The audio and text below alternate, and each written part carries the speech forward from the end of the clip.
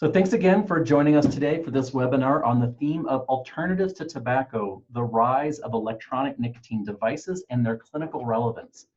My name is Jim Pavlik, and I'm the Program and Policy Analyst and a lead trainer at the Behavioral Health and Wellness Program at the University of Colorado Anschutz Medical Campus. Today's objectives are pretty simple. I want to describe what ENDs are, discuss whether they are or can be effective cessation devices, and if so, how. And I want to discuss some key differences between e-cigarettes as we understood that term prior to the arrival of JUUL and its competitors, and what our understanding is now. I want to talk about some key differences in the delivery of nicotine between these two iterations of the ENDS family, and whether that has any clinical implications for adults and younger users. One thing we should keep in mind is that the introduction of electronic alternatives like JUUL and others is really only the latest stage in an ongoing and never-ending process of evolution for tobacco, beginning with the arrival of Europeans to North, Central, and South America and the Caribbean. In this pre-Columbian period, there were a couple of varieties of tobacco plant, cured in only a handful of really rudimentary ways, and the dominant forms of consumption were through pipes, cigars, inhalation, and drinking. Nevertheless, the arrival of Europeans introduced the world to the plant and its addictive alkaloid nicotine. But for Europeans, the primary means of consumption was smoking, primarily in pipes, but also cigars. The invention of the cigarette rolling machine acted as a huge incentive to adopt cigarettes as the primary mode of consumption, but to truly spread required both the invention of the match, a lighting source that was as reliable and portable as the cigarette itself was, and new varieties of tobacco, more efficient at holding the smolder. Tobacco companies have continued to evolve those two elements, the source of the heat and the nature of the tobacco. And we're entering an age now where we no longer use flame and we no longer use leaves. It wasn't until after World War I, when soldiers were given cigarettes, that the so-called cigarette century really begins to take off. A rather underreported factor during this time period was the deliberate association of women's suffrage to smoking, one of the first true public health campaign or public relations campaigns. And this made cigarettes a socially desirable tobacco alternative for women. The first patent for an e-cigarette type product was filed in 1927. But the first one that really resembled what was eventually sold was in 1963. Rather quickly, between the 1920s and 1960, cigarettes became really, really popular, crowding out all the other alternatives. Beginning in the 1930s, when the link between smoking and lung cancer first became noticed scientifically, cigarette companies began looking for addictive products that didn't kill their consumers.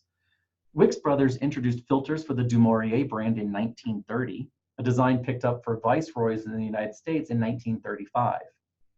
In the 1950s and 60s, this link to cancer became scientifically undeniable, and the push for a safer product sped up. Filters were added to Kent's in 1952, quote-unquote expanded tobacco blends, which reduced the actual volume of tobacco in a cigarette, were introduced in the 1960s. America Tobacco introduced low-tar Carltons in 1964, the same year the Surgeon General officially linked smoking to both lung cancer and heart disease. Ventilation holes were introduced to filters right around the same time that Marlboro Lights hit the shelves in 1971, and the first heat-not-burn products were introduced in the 1990s. ENDS products began receiving a lot of public attention in roughly 2011 due to the rapid growth of their popularity.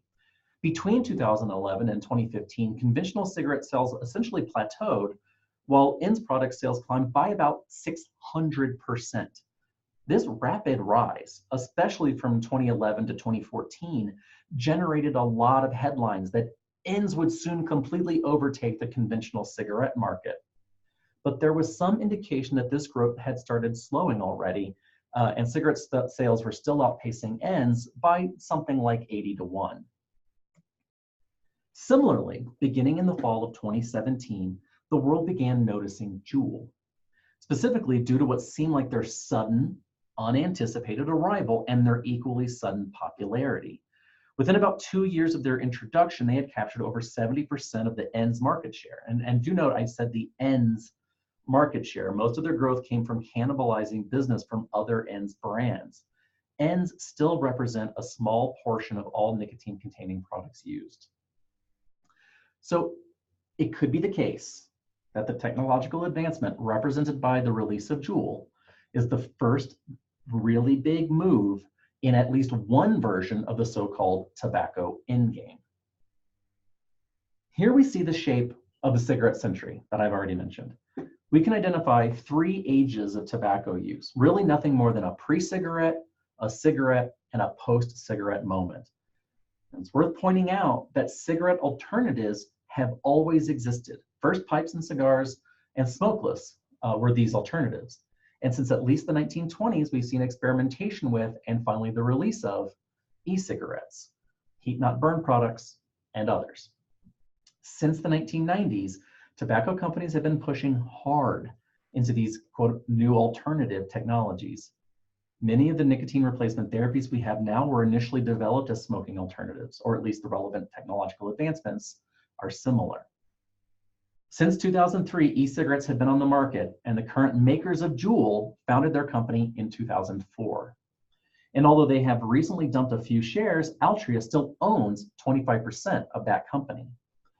With smokeless tobacco products, pipes, and cigars still available and relatively popular, and the introduction of heat-not-burn technology, vaporized products, and leafless nicotine salt pouches, we're almost certainly at the beginning stages of a pretty large cohort effect. Barring significant policy and regulatory changes, the majority of established smokers will either one day move to abstinence or they will take their habit to their grave. But current young people use tobacco primarily through alternative products, and recent data suggests they are doing so in very large, concerning numbers. As they become adults, they will likely bring these particular habits with them, changing the character of our national addiction to nicotine. So I do want to start the content part of this with a definition of what we're talking about. The FDA and other branches of the federal government often use the term e-cigarette or e-cigarette products as a catch-all term for all the various products within the family. Some groups and individuals, including this one, the HWP, find this to be confusing since the term e-cigarette, in addition to being the general term, also refers to a single member of this family. ENDS, E-N-D-S, stands for Electronic Nicotine Delivery Systems, and it refers to the family of products which are fundamentally the same, containing 3 critical components. They all contain some holding place for nicotine. They all contain a means of heating up that nicotine to turn it into an inhalable aerosol. And they all contain a means of powering that heating device. That is, they have a battery. The area where the nicotine is held is called the cartridge, or cart for short. Sometimes it's referred to as a tank, and in general, it's a cartridge if it's disposable, and it's a tank if it's refillable. That's a challengeable definition, but a cartridge is at least intended to be disposable. The element that heats and atomizes the solution, the nicotine solution, is sometimes called an atomizer, and sometimes more colloquially, a vaporizer. In some units, the cartridge where the nicotine is held and the atomizer are combined into a single, normally disposable unit called a cartomizer. On average, a cartomizer unit contains enough nicotine for about 300 puffs, the equivalent of about 20 to 30 cigarettes. It's the essential nature of those components that results in the definition shown here. ENDS are battery-powered devices that provide inhaled doses of nicotine. Cartridges and e-juice can be purchased in a variety of strengths, with the 1.8% solution or 18 milligram version being marketed as delivering roughly the same level of nicotine per 10 puffs as 1 cigarette does. This number is debatable. You will hear that 10 puffs equals 1 cigarette, and you'll also hear that 1 cartridge equals 1 pack. One area of concern here is less about the volume of nicotine in the cartridge, but how much of it is bioavailable. It is common for smokers or ex-smokers to first experiment with what is commonly called an electronic cigarette, shortened to e-cigarette or e-cig, or far less commonly referred to as a cig-alike. And as the final term implies, these products look like, or they resemble, a traditional cigarette in their size and shape. Some of them go so far as to mimic popular brands of conventional cigarettes in their coloring. All white with a narrow green stripe near the mouthpiece, for example, or all white with a speckled tan mouthpiece to resemble the tannish filter on some popular brands of cigarettes. After becoming comfortable with the notion of puffing on an electronic device and becoming accustomed to the differences in the feel of the puff in the mouth, many e-cigarette users graduate to what is called a vape pen, a vape pipe, or a vaporizer cigarette, or a vape cigarette. These devices, as the first name implies, resemble, if only passingly, a fat ballpoint pen. These devices normally come with refillable tanks to hold the nicotine solution called juice or e-juice or e-liquid, as well as rechargeable batteries. Most vape pen manufacturers today are using a standardized fitting system so that users can purchase tanks, batteries, and other components from a variety of vendors, which allows for greater customizability. Vape pens, or what the FDA and other entities call more broadly medium tank products, were until recently the most popular ENDS family member. Tanks in these devices hold between 1 and 2 milliliters of e-juice, and most e-juice refills contain nicotine measured in milligrams per milliliter. These typically come in increments of 6 milligrams, so 6, 12, 18, 24. There are approximately 50 puffs per milliliter, so the standard vape pen with an 18 milligram nicotine solution holds the equivalent nicotine of 5 to 10 cigarettes before needing to be refilled, and 24 milligrams contains close to a pack.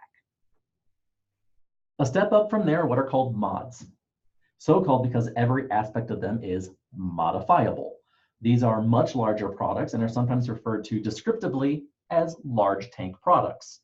If you've done some web searching on this topic or watched any YouTube videos, you're likely to have seen these large mods in use because these are the ones with an active online community. This is especially true if you have heard of dripping or watched any videos of people doing smoke ring style tricks with e-vapor. Dripping is the practice of adding the e-juice directly to the heated coils of the heating unit. The stated purpose of doing this ranges from a better hit to a more flavorful inhalation, but the most common reason is for thicker smoke, the better to perform tricks. Some researchers are concerned that adding the e-juice directly to the coils heats the solution too high, creating carcinogenic byproducts, most notably formaldehyde. Although this subculture of cloud chasers is relatively small among ENDS users, it's of specific concern, both because of the increased exposure to harmful compounds, but also because it is primarily concentrated among adolescents and young adults. In a recent study of over 1,000 adolescents who had tried any ENDS product, 26% of them had also experimented with dripping. I'm going to share two graphs with you. I won't be going into too much detail about either of them, but I do invite you to compare the two, which we'll do. So looking first at the chart on the left, the population under consideration here are the 3.5% of adults that use electronic devices on all or some days. Nearly 2/3 of them use both an electronic device and also a conventional tobacco product. Primarily, this is e-cigarettes and then a cigarette. And about 30% had been quit for a year or more when they added an ENDS habit. And finally, about 11% of ENDS users had never smoked before using ENDS, had never used tobacco before using ENDS. While there remains controversy over the harm reduction possible through ENDS use, this chart draws a few things into focus. As we'll discuss in a moment, the vast majority of those dual using, that 59%, they're seeing no health benefit at all. That's by and large an unmitigated bad thing. The other two categories are more debatable from a harm reduction point of view. Of the former smokers, it's unclear how many would have relapsed back to a cigarette habit and how many were attracted back to a nicotine habit due to the perception of the reduced risk presented by ENDS. Similarly, of the 11% of non-smokers, it's not clear how many would have remained nicotine-free had ENDS not been available versus how many would have become smokers. And finally, it's not yet clear how many of the ENDS users will eventually become dual users or relapse entirely to cigarettes. In general, the snapshot presented in the chart on the left captures more or less what shows up in the general trend analysis, that for the general population, the overall uptick of ENDS has been fairly small and is mostly concentrated among smokers and former smokers, and that many of those that pick up an ENDS habit either have an already established smoking habit or pick one up. So now, turning our attention to the chart on the right. Here we're looking at a subset of the population from the previous chart. That is, of the 3.5% of adults that use ENDS on all or some days, these are the ones aged 18 to 24, young adults. One thing that stands out with the young adults is that substantially fewer of them dual use. This is a good thing and is most likely a product of the denormalization and stigmatization of cigarette use. And of course, since most smokers don't quit cigarettes until they're older, the number of former smokers is much smaller. The area of real concern here is that of the 42% of never smokers, and how many of them would have never adopted a nicotine habit at all if ENDS hadn't presented a seemingly lower risk, stigma-free option. And again, how many of them will move on to become dual users or cigarette-only users? And for now, that answer remains completely unknown. Here we see the trend we have identified so far may not continue as current smokers age out of the system and our generally non-smoking youth pick up electronic devices. That is, captured on this chart is the fact that a lot of young people are going to ENDS first without a history of smoking. So we may be reassessing the constitution of the set of ENDS users for changes, not just in their background, but also in their dual use habits. For now, as with the general population, ENDS use is below that of conventional cigarette use.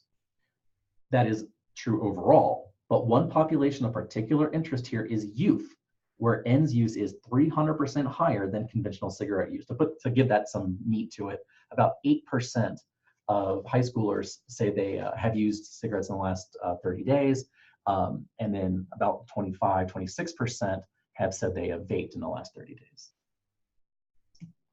There are a lot of things to know about youth vaping, and frankly, if I were to go into all of them, that's all we'd talk about. I tried to highlight several things on this slide that I think distinguish youth use from adult use, and those things that might influence how we discuss ENDS use with teens in an effort to help them quit that use. And I want to be clear that the last chart was on young adults, and now I'm talking about teenagers, adolescents, typically 12 to 18, so but younger than 18. Among some of the more relevant tidbits are that teens use ENDS. They tend to exhibit the teens that use ENDS tend to exhibit signs of early mental health issues than their non-using peers. Critically, they exhibit a lower risk for mental health issues than their peers that use conventional cigarettes. But this relationship is not restricted to just a narrowly defined set of quote-unquote mental health issues, but also occurs with both internalizing and externalizing problems. Poor sleep, for example, is an example of an internalizing problem according to the GAIN SS index. Lying and getting into fights or even being bullied are categorized as externalizing problems. Interesting here too is that while externalizing problems, the kind of issues that might attract the attention of teachers and parents and authority figures, it was associated with both combustible and electronic use, whereas internalizing problems were not associated with smoking, just electronic devices. Around 95% of youth that vape a flavor. Only 5% use unflavored or tobacco flavored. The use of flavors and the variety of flavors are both highly cited rationales for vaping in this demographic.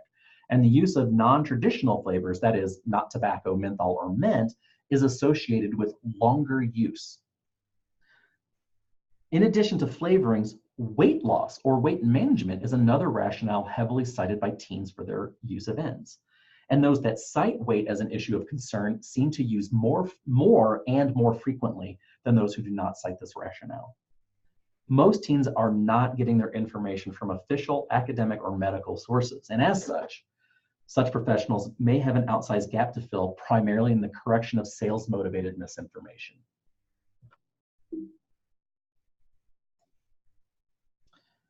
So that's a broad overview of our populations of concern, but let's get into the meat of the matter, and that is what, if any, risk is presented to those who use these products.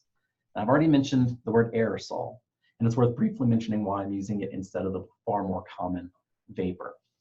And the main difference, just to be very simple about it, is a vapor is comprised of liquids hanging in suspension in the air, whereas an aerosol contains at least some particles as well. Some solid particles, that is. That being said, the scientific literature often does continue to refer to the colloquial vapor to describe what is inhaled and to secondhand vape for what is exhaled and potentially inhaled by passersby. For our purposes here, I'm going to call what's inhaled aerosol, and I'll refer to secondhand vape occasionally for the stuff that's exhaled.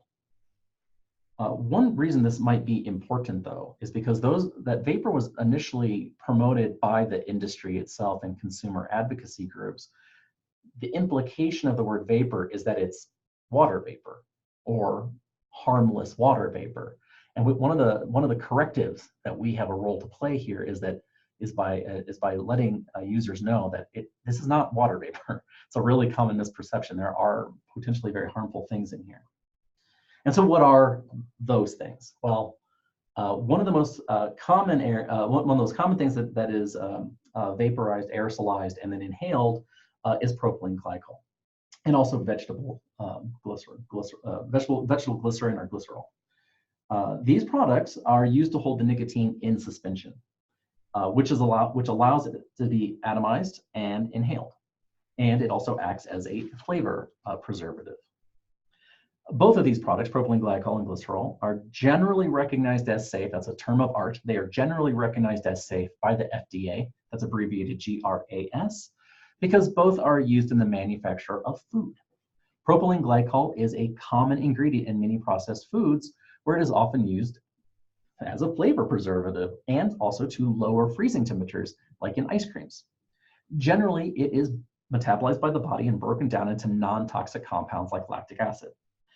However, it must be noted that its status as FDA approved or generally recognized as safe is dependent on its use when consumed the way that foods are consumed, right? That means placed in the mouth and swallowed. To the best of my knowledge, so far, it has not been subjected to any long-term studies where it is heated, atomized, and inhaled. But in that context, we know that it has been shown in the short term to be a mild irritant to both the eyes and lungs. The risk of nicotine in ends are precisely those for the nicotine found in traditional cigarettes, cigars, pipes, and other tobacco products. While it is often claimed that nicotine is safe for long-term use, as evidenced by those few individuals who have become lifelong users of nicotine replacement therapy, the fact is that relative safety is not the same as safe, and nicotine has some known dangers. The Health Consequences of Smoking report by the Surgeon General has a discussion on the potential health risks of nicotine alone. The short version is that in adult humans, the evidence for nicotine is known to have an effect on carcinogenic mechanisms, including metastases and genotoxicity. It also seems to play a direct role in both heart disease via atherogenesis and on diabetes via insulin resistance. Studies on immunosuppression are mixed. That is, it both seems to help and hurt the immune system, and it's unclear if any of the observable effects of all tobacco products are actually related to nicotine's effects on the immune system. In pregnant and nursing mothers, nicotine is especially harmful. Because of misconceptions about the safety of ends, this is an incredibly important fact not to overlook when discussing the use or potential use of ends with pregnant women or women of childbearing years more broadly, whether or not they are currently attempting to become pregnant. The effects of nicotine on developing fetuses are particularly bad, causing neural problems in children and stunting the development of the lungs and potentially influencing the makeup of their genetics. More recent studies have found evidence that these effects are intergenerational. That is, nicotine could be damaging the DNA in such a way that the grandchildren of nicotine users also have developmental issues, like in the lungs. And of course, as with most addictive substances, nicotine has a profound effect on the developing brain, which includes young adults, as the brain is still growing and changing until about 25 or 26 years old. And because nicotine is a poison with an estimated LD50 of 6.5 to 13 milligrams per kilogram, the risk of overdosing remains a possibility. By way of example, that would mean that the average 4-year-old, weighing about 40 pounds or 18 kilograms, would need about 176.5 milligrams of nicotine to overdose. Now, that's anywhere between 90 and 180 cigarettes. And the odds of someone being able to smoke enough cigarettes fast enough to end in fatality is vanishingly small. But the possibility of fatality goes up much higher with the use of ENDS products with refillable tanks. Not from the ENDS themselves, but rather the vials of nicotine solution that can be handled, open or broken, and potentially drunk. The drug is highly addictive. As it is delivered in cigarettes, it has one of the highest capture rates of any drug. That is, capture rate is the percentage of casual users who go on to develop a daily habit. On a 4-tier scaling system, it is ranked at the top, or very high, with about 33% of those who use casually going on to develop a daily habit. Compare that to heroin or methamphetamine with capture rates of about half that number. We must also remember that the body addicted to nicotine wants nicotine. And while certain means of obtaining it deliver the drug in more attractive ways, none yet is as attractive to the body as cigarettes are. An ENDS user can use cigarettes as a means of getting nicotine, and the preference for cigarettes, even among ENDS users, does not go away easily. As we've seen, the majority of ENDS users are in fact dual users. We're going to return to this notion of the dual user again. Finally, we need to appreciate that any addiction can have a negative effect on the addicted individual's quality of life. An addiction is, by definition, problematic use of a substance. It takes time out of a person's day and money out of their pocketbook. It forces them to reprioritize fulfilling the demands of their addiction above things they might otherwise want to pursue should the addiction cease being a factor.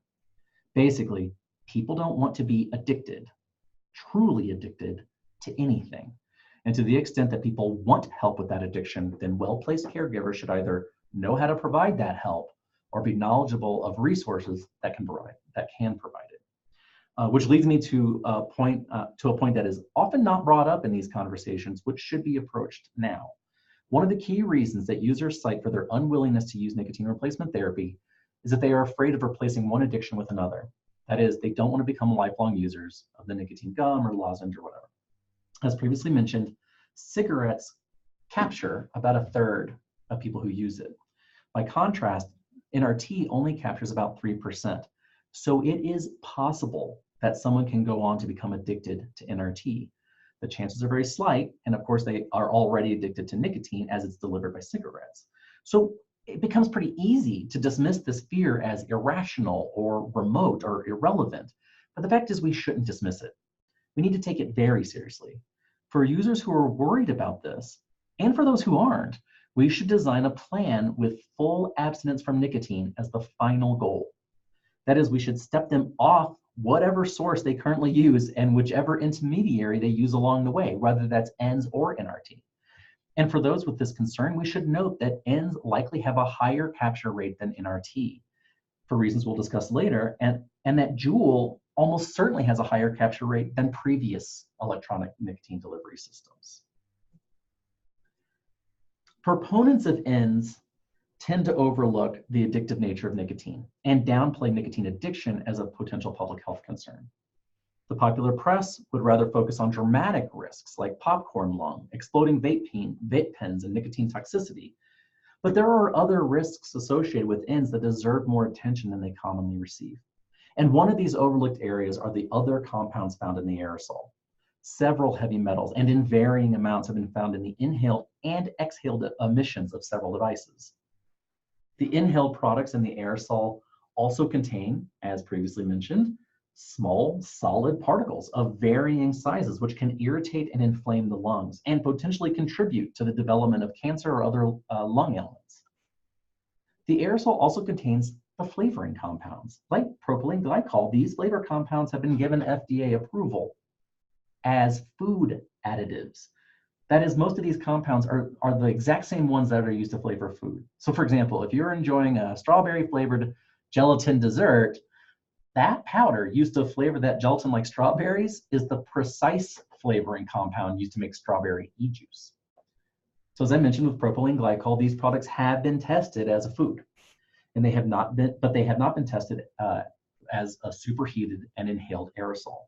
And although tests have been limited, those that have been done suggest that they may have a debilitating effect on cell development.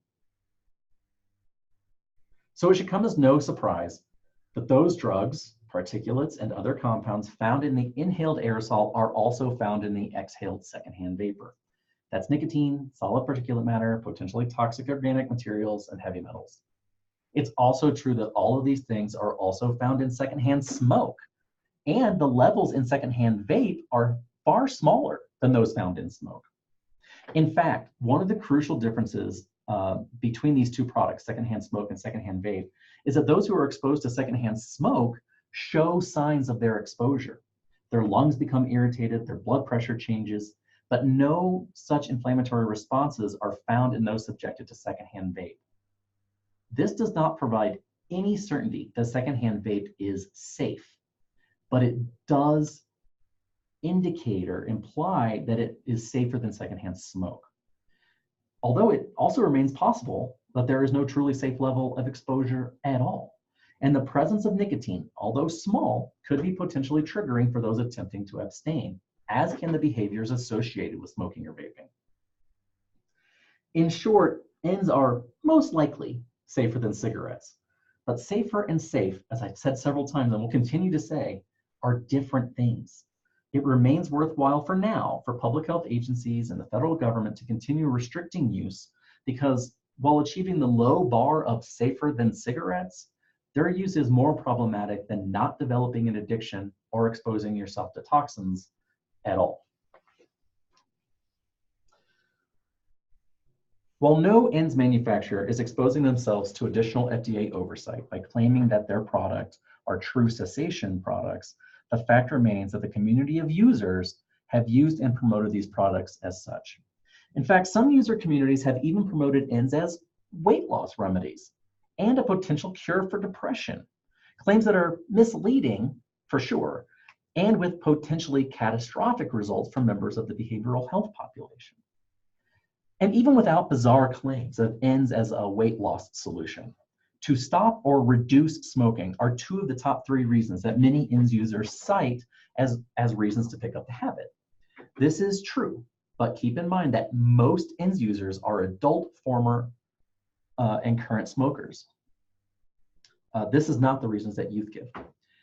It is also the case that here and in other countries, researchers have looked into this question. So what have they found? Well, the answer is nothing definitive. That is, when comparing ends to NRT, findings have been mixed. Some studies have found that smokers using ends as a cessation device quit at higher rates. Some have found they have lower rates, and in some studies, the quit rates have been essentially the same. As a matter of fact, this seems to be the most frequent finding of them all. But let's unpack it just a little bit. Why would ends be more successful than NRT? One possible reason is selection bias. Using FDA-regulated and recommended products are the default way to quit for those seeking pharmaceutical assistance. Those pursuing alternative routes may be more motivated to quit than NRT users.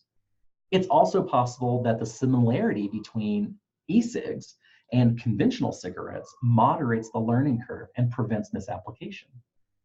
And a third option may be that well-calibrated devices with known quantities of nicotine in the tanks provides the user more power over stepping down. And once at zero, a physical habit they can persist in that provides no nicotine.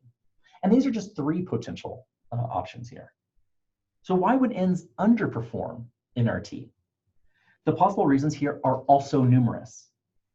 Some possibilities include that the user's physical habits associated with the smoking habit, the hand-to-mouth, are never addressed, making it harder in the long run to overcome the use of cigarettes themselves. Those using ends to step down may find a new habit in using ends where smoking is prohibited, and then continuing to use cigarettes when and where they can. In this case, the nicotine addiction may end up worse in those users who had previously been forced to limit their intake due to workplace and environmental policies. In fact, about 60% of ends users claim to have used ends where smoking is not allowed. And this number is higher among young adult users, about 74%, adding just one more data point in the general reversal of the denormalization of public tobacco use. One reason that ends products may not work as well as NRT that may be overlooked by those unfamiliar with vaping products is they're different. Users report large differences in the feel of the puff, the hit in the back of the throat, and the flavors. But the majority of studies have found that ends work about as well as NRT for tobacco cessation, and there's every reason to believe in those results. The active ingredient in NRT and the active ingredient in ends is the same. That's nicotine. And the power of NRT is the same power that ENDS have, which is, with some qualifications, a measurable and known quantity of nicotine that allows the user more power over stepping down and eventually off of the addictive substance.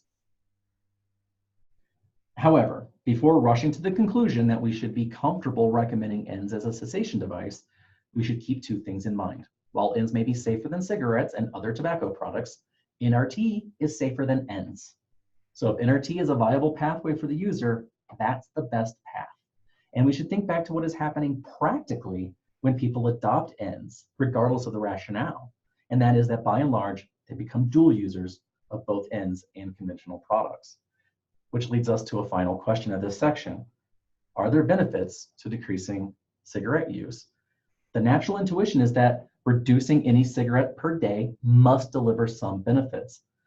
But by and large, the scientific literature does not support this view. But the fact that people hold this view can reduce the motivation to reduce any further or even to quit. And as previously mentioned, since ENDS can be used where cigarettes cannot, it's possible that the habit is getting reinforced and made stronger by virtue of more frequent, more regular dosing. That is, it is not true that all ENDS/cigarette dual users used ENDS to reduce cigarettes. It's also possible that some users who had previously stepped down due to workplace restrictions, for example, simply add ENDS where they previously could not smoke, and thus add nicotine where there previously had been none.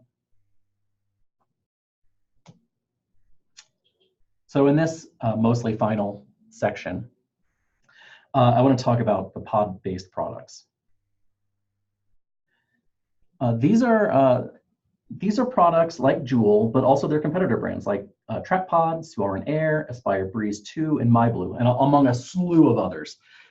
Much of what was said in the previous section remains applicable to these products. The presence of propylene glycol, the presence of nicotine, the presence of food-grade flavorings, and the public perception that one of their biggest advantages is that people can use them to quit smoking.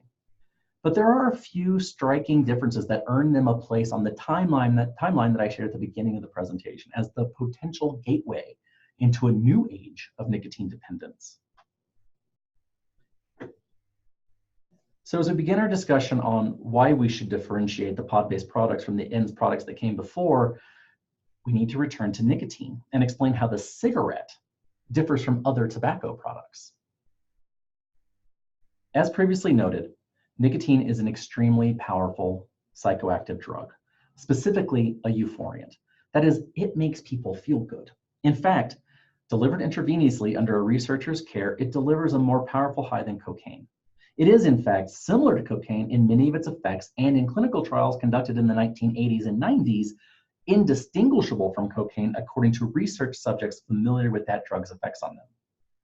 It is also a performance-enhancing drug in that, in non-dependent individuals, it improves attention and heightens focus. With or without the cigarette, nicotine is known to control the behavior of both human and animal subjects in ways easily predicted by any model of addiction. What I want to concentrate on are those features of the cigarette that maximize its already addictive nature. One critical feature of the cigarette is that the dose delivered is highly modifiable by what tobacco researchers call the puff topography. These include things like how intensely and deeply into the lungs the smoke is inhaled and how long it is held there. It also means the time between puffs and the time between cigarettes. These factors not only allow the user to control how much nicotine they receive throughout a session, they can even control the effect of the nicotine itself. It can be either an excitatory, focus-enhancing jolt, or a relaxing, anxiety-reducing calmative. As the opening quote of this section suggests, the cigarette itself has been engineered, most specifically in its ability to produce smoke, primarily through a particular mix of different varieties of tobacco, and the nature of the smoke itself, primarily via impact boosting through ammonia chemistry. This allows the smoke from the cigarette to be absorbed through the lungs and delivered to the brain in about 7 to 10 seconds. By contrast, the nicotine from pipes, cigars, smokeless tobacco, and most forms of NRT is absorbed through the mouth. Snuff and the nicotine nasal spray both deliver nicotine through the nose. The patch delivers nicotine through the skin. The mouth, nose, and skin all offer slower and smaller deliveries. The bigger the reward from an act, the more reinforcing it is. And the closer to the act the reward is, the more reinforcing it is. This by itself is probably enough to make the cigarette the most addictive tobacco product. But it's not all about volume and speed. Frequency of use matters too, and the cigarette is used periodically throughout the whole day. Because nicotine is metabolized rapidly, that is because nicotine, especially from a cigarette, is metabolized rapidly, the receptors are able to resensitize, which allows the user to get several small highs frequently and to regularly experience the discomfort of withdrawal as well. So what's JUUL? In many ways, JUUL is just a regular e-cigarette.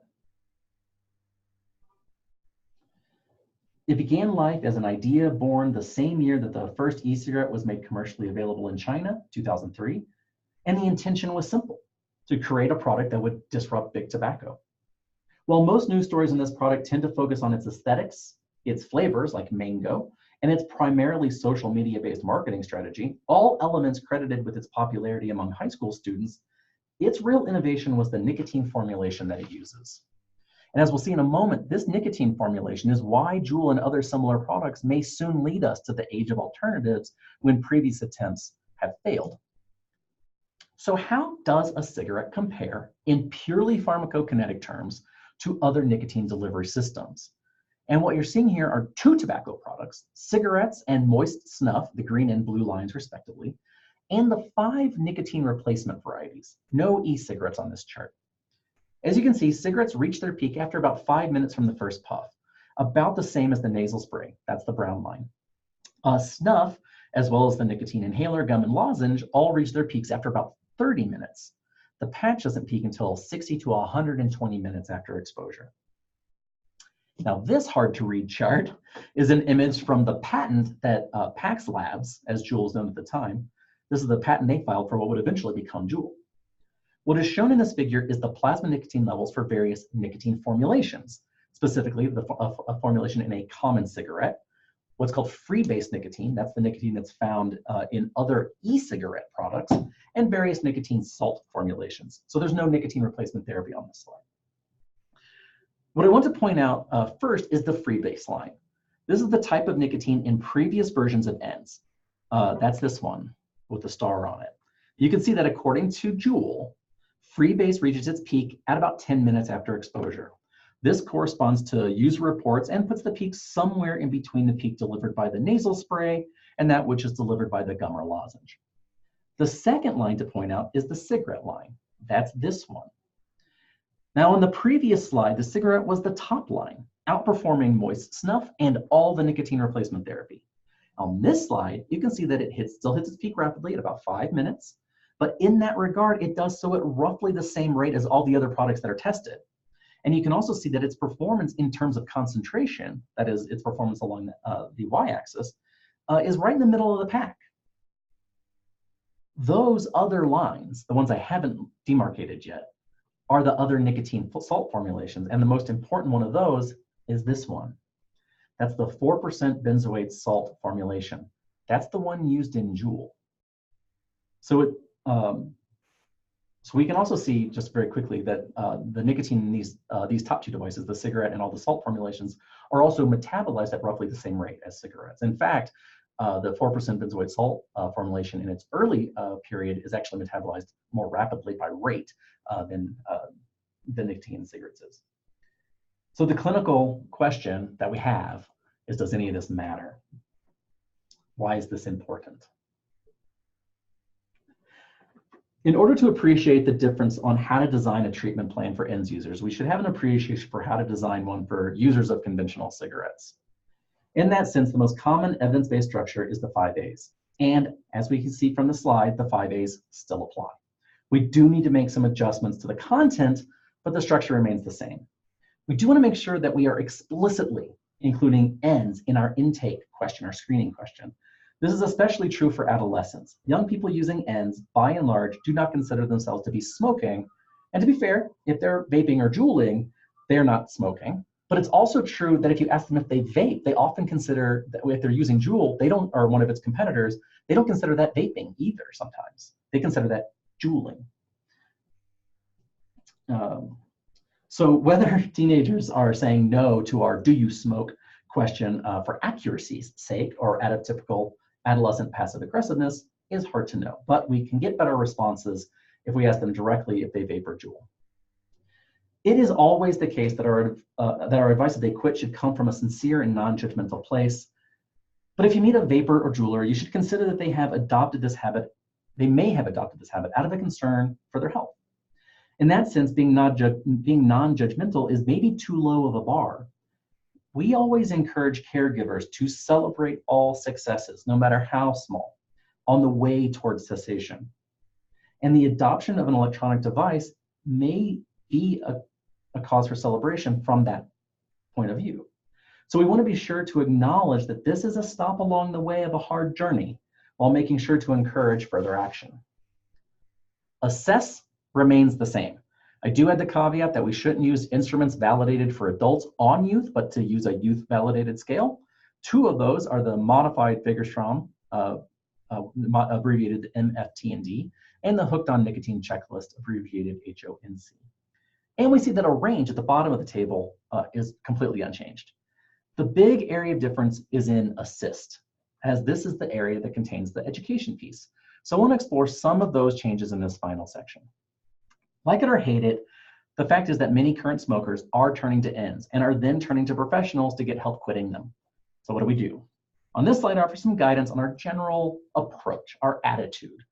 As I just mentioned, we need to appreciate that for many ends users, this is a step in the right direction. And we should also bear in mind that the National Academies for Science and Medicine agree that for current smokers, ends confer a significant harm reduction benefit. There are lots of cessation methods out there that don't confer any benefit at all. And while we would never encourage their adoption, ends adoption, we still, while we never encourage the adoption of something that just doesn't work, we still celebrate quit attempts while making sure our patients, clients, inmates know that they can come back to us if their quit attempt isn't successful. In short, we need to accept our role as a guide and moderator and not as a person who can command recovery at will and by whatever method we would choose for ourselves. One of our key roles here is to share information in a fair and balanced way. It is attractive to try and leverage sensational news stories to our benefit, to hold up examples of exploding pens or e-juice poisoning or this newest mysterious vaping illness to try and scare individuals into abstinence. But this is risky. For one, we know that such stories can sometimes inspire a quit attempt, but they don't really address dependence or addiction. They don't have staying power. But perhaps more importantly, it undermines our credibility. Ends users, JUULers, vapors, cloud chasers, they all have massive online resources. And some of what is found in these online forums is just factually wrong. At best, it's speculative. They aren't scientists. However, the way the human mind works is that we are better at being skeptical of science that argues for conclusions we don't like. We tend to ignore the flaws in arguments that arrive at more desirable conclusions. So when a study or an observation that might lead a person to be more cautious about adopting vaping, the user community is very precise in their analysis of why that source isn't to be trusted. As such, we have to be very careful not to talk about these things in a hyperbolic way that might lead a user to conclude that we're mere anti-vape propagandists. The truth is, there's a lot more we don't know about these products than what is known, and that is going to be true for a very long time. But we do know there are some trade-offs. Ends are probably safer than cigarettes, but there are some known dangers.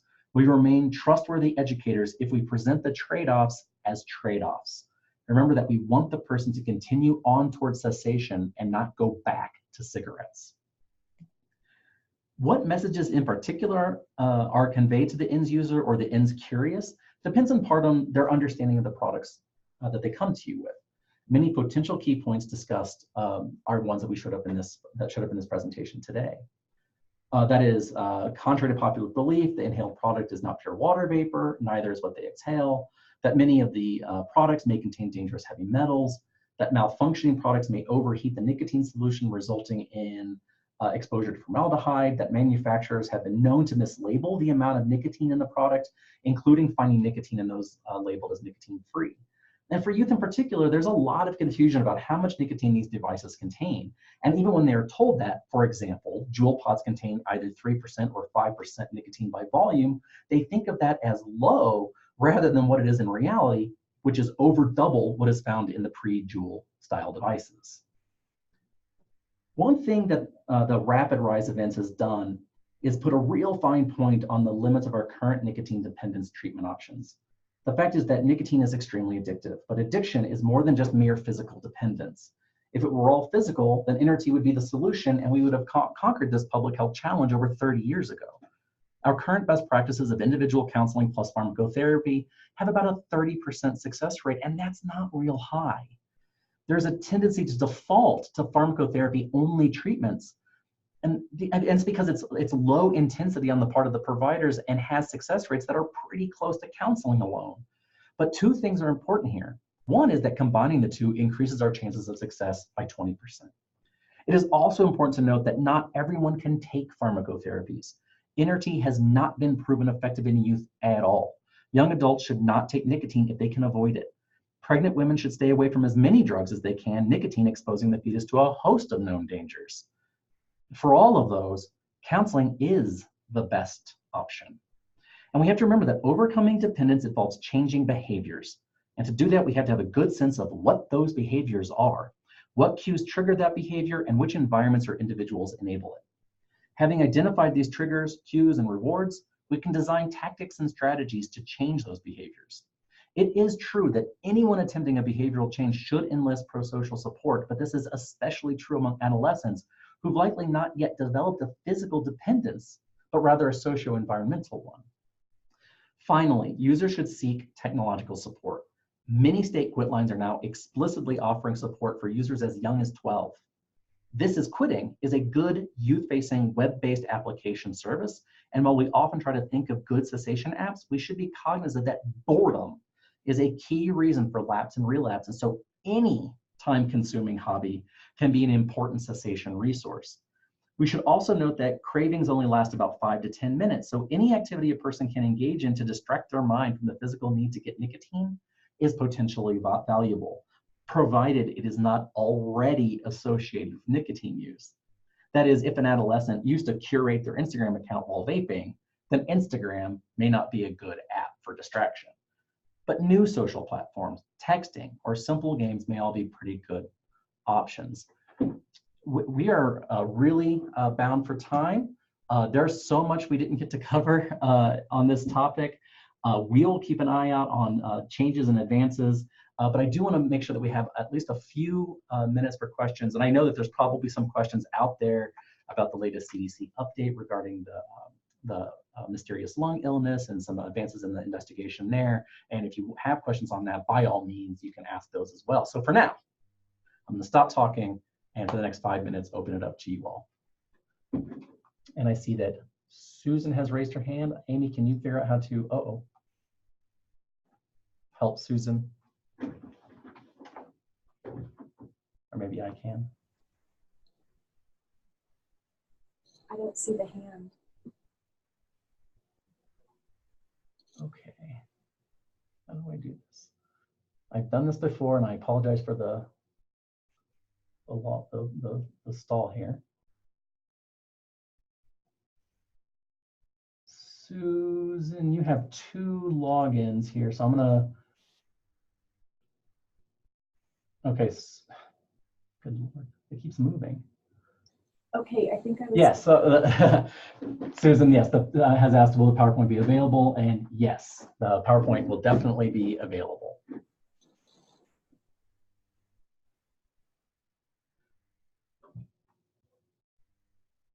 Other questions?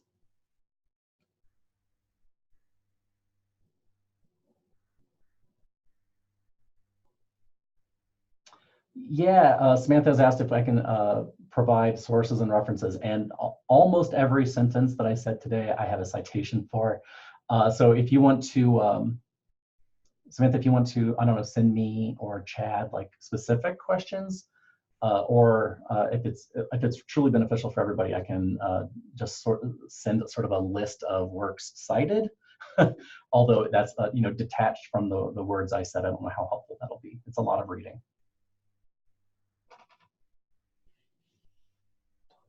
Susan has asked, is there talking points? No, I generally, with very few exceptions, I generally don't put notes into the PowerPoints, just because sometimes we reuse these slides for multiple presentations and then I have to go and delete them anyway.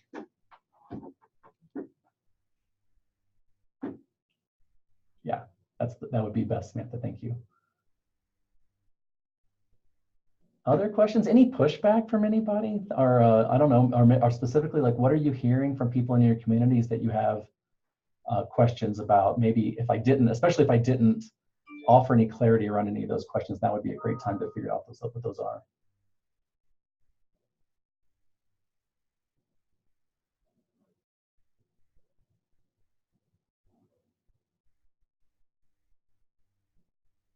Okay, guys. Well, then, if that's where we are, then great. And what I'll say is we do have our next learning community call coming up. I believe it's next week. You should have an invite / calendar recommendation, Zoom link, etc. I'm sure that either Chad or I will send a follow-up email with a reminder to go ahead and sign up for that and put it on your calendar so that you can join us. That'll be another opportunity for us to explore this topic in more depth. So if you don't have questions today, but think of them between now and next Thursday, just bring them with you. We'll answer them then. Okay, with that, I'll go ahead and turn off the meeting. You can go all about your day. Have a great afternoon.